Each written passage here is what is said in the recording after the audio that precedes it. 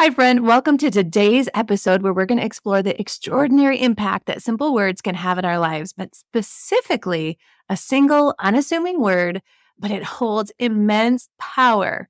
A lot of times, though, it goes unnoticed.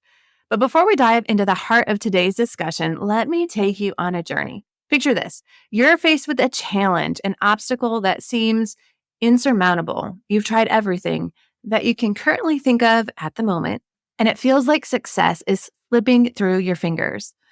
Doubt begins to creep in. You wonder if there's any hope left, if I can even handle this, if I was made for this, if I can take it on. All of these doubts. And in these moments, what we say, the words that come out of our mouth matter. It's often a look, it's a peek into what we truly believe, those truths that we hold about ourselves, those beliefs that we hold about ourselves, those mindsets and thought patterns. It's kind of a little peek into that. And in those times where we felt overwhelmed or stuck, those words that slip out of your mouth are a peek into what you really believe about yourself. So let me ask you this. What is it that slips out of your mouth in those moments? There's a word that we're going to be talking about today, and it's just 3 letters, but it has the ability to transform our perspective. It's a word that carries unique energy. It signifies resilience, determination, and the unwavering belief that there is more to come. And that's exactly what I want for your mindset. It's what I want for my mindset. This word is yet. Using the word yet brings hope. It ignites this can-do attitude in us. Instead of something feeling finite and that it's ended and that it's already over, it brings hope for the next. What happens next? It's like the next part of the movie or the next part of the story. We all know when we read a book or we watch a movie, at some point there's this climax in the middle of the movie that looks like something is ending or it looks like it might be over. Yet we know there's more to come. We know there's more to the movie. There's more to the story. There's more to this book. The story is not done. And this is what I want us to remember for our lives when we come up against an obstacle, whether it be big or small. Those little things that we say about ourselves, what are we truly believing and saying? Are we feeling like this thing that is happening is the end? This is what it looks like. This is where we stop. This part of the story is done. Or is there a yet? Is there more to come? Is there hope for the next part? Hope for the second half of the movie or the second act, right? In a world where hope seems scarce and instant gratification is the norm, the concept of patience and this belief for more becomes paramount. It's imperative for us to take on this mindset that brings hope. But it entails recognizing that certain aspirations, certain dreams are worth the wait.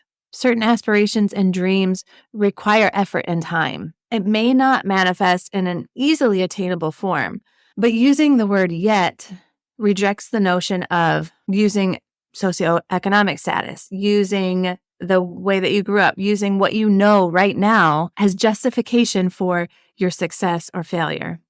So in learning about the power of yet, I came across studies showing this school in Chicago that graded students in this unconventional way. So instead of receiving a failing grade, they would receive the grade not yet. That was actually the grade, not yet. But what did this do? It opened up the possibility for change. It didn't make the current grade, that was maybe a failing grade or not a good grade, finite or final, but it left hope. It left room for hope for change. I remember bringing my oldest daughter home from the hospital, who is now 17. She's about to graduate, about to leave the nest, pursue this whole other gamut of goals and dreams that she had. And it's crazy how far we've come. But I still remember bringing her into this world. I remember that time in the hospital. It was a traumatic birth for both of us, really. She was in the NICU for a small stint before being able to come home. I was a first-time mom, and though I felt ready to be a mom, I was far from confident in myself or in my skills or in my motherhood, even capability. And I remember the feeling of, I can't. I remember leaving the hospital, I would watch others change her diaper. And if you have had a newborn, especially first time, watching someone else change their diaper, I mean, it just looks like they're pulling their legs and moving this way and that, and it feels scary. So then when you try to do it, you're so cautious and so careful because this tiny little newborn baby body that's counting on you for everything feels so fragile. And I didn't want to pull her legs or move her this way or that. And it took me so long to change a diaper. Now, I will say 17 years later, 6 kids later, and I think I've mentioned this before, I can pretty much change a diaper with my eyes closed. I have actually done it in the dark many times and pretty quick, pretty good at it. So I will say I am confident in that. But at the beginning, I was far from confident. So I found that it's easy for us to do something that we're confident in. Change a diaper? Yes, I can do that. I've got it. No problem. But confidence only comes from doing it, from doing the thing, from growing as we take that step. We might be confident in walking. As an adult, I certainly am. But at some point, way back when, we had to learn. We stumbled, we wiggled, we fell, we got back up, we walked, and eventually we're even able to run, to jump, to skip. I love seeing those steps in my kids where, like now the twins who are 4 years old can actually skip and like keep the almost like on beat with the skip. And it's so fun to experience these little milestones. But did we all start confident in it? No. But here's the thing. Did any of us decide, I can't walk and end there?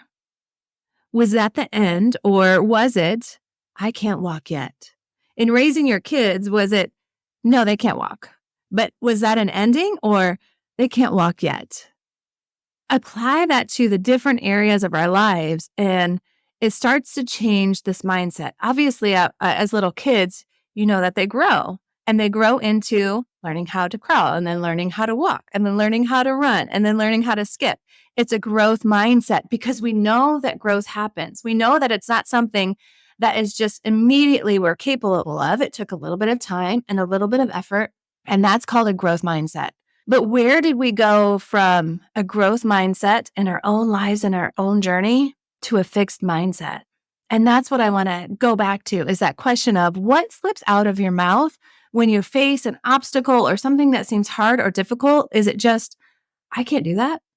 I can't do this. No, I could never do that. I don't have the money for that.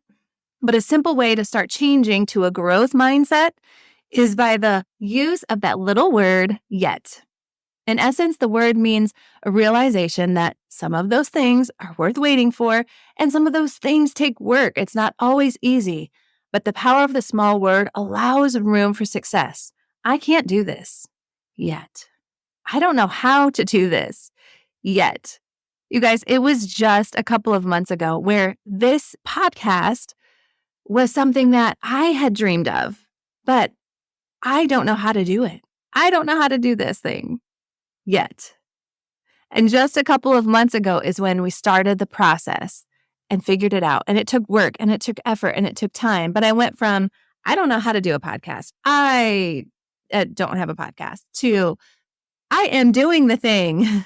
I am talking to you right now because of the power of the word yet. I can't do this yet until I do. And it's the same for you. I'm not out of this yet. I can't figure this out yet. I don't have the money for that yet. Give yourself permission to dream in terms of success. Give yourself permission to have a growth mindset. And really give yourself permission to use the word yet in your vocabulary because it actually begins to change the way you look at yourself and the way that you look at your life. Start there. Just start simply by using the word yet. Simply adding that word to the statements that you make about yourself may be enough to begin to actually shifting your mindset and change your beliefs about yourself and your own abilities. When we add this word, we take away the uncertainty and the disempowerment. We have the ability to move through and figure things out if we give ourselves the space to. So what can we do? How can we build a bridge to yet? What do things like effort and difficulty make you feel? Does it make you feel dumb or less than? Does it make you feel like you're not enough? Or is it allowing you to grow, to look for solutions? Is it a place filled with yet for you? I'm going to go through a few little habits and practices, some steps that you can take to help move yourself from a fixed mindset to a growth mindset. And it'll help you bring that shift in perspective. So the first thing is just awareness. Recognize the fixed mindset. Be aware of when you're operating with a fixed mindset. Notice thoughts that suggest intelligence or abilities are fixed traits, because they're not. But when we have that thought pattern, it puts a lid or a stop to how far we can go. So the first thing is awareness. Hold on. This thought is saying, I can't do this. Or this thought is saying, it's not in my capability or my power to do this. There's time for a change. Let me add yet. The second thing is to embrace challenges. Begin to view those challenges as opportunities. Instead of avoiding them altogether, see them as just a chance to learn and grow. Difficulty doesn't have to look like something that's too hard to do. We could just look at it as, okay, this is a way for me to improve. There was a study done from Carol Dweck, who is a pioneer in the subject of using the word yet. And she tested a group of, I believe it was 10-year-olds, give them a test essentially of some problems that were just above their ability or their level. And she found that some of them saw the effort as something to celebrate, even using words of like, oh, wow, I was hoping for a challenge today, or this is really stretching me. And yet some of the kids in the group saw this test as something that they could never attain, mostly just, I can't do that, and really didn't even give themselves the opportunity to try to stretch, to try to grow. And in that, you can see this stark difference between a fixed mindset and a growth mindset. To take on the challenge of like, okay, this is stretching me. I'm going to try and see how I can grow into it. Or hard stop, I can't do that. And then in continued studies with these kids, the ones that were more of the hard stop, I can't do that, began to look to find others performing worse than them, I believe, in an effort to make themselves feel better. And also to look for ways to cheat to accomplish it. In essence, they were telling themselves, I can't do this, so let me look and see who else can't do it either. And also, let me skirt around even the process of learning and growing to just get it over with, because they had already told themselves the lie that they couldn't do it. Instead of the ones you could see that had the growth mindset that were more ready to attempt to just take on the challenge. Even if it was big, even if it was too big for them in their ability at the moment. So let's learn from that and know that we don't have to hard stop, I can't do that. It can look a little more like, I can't do this yet, but let me grow.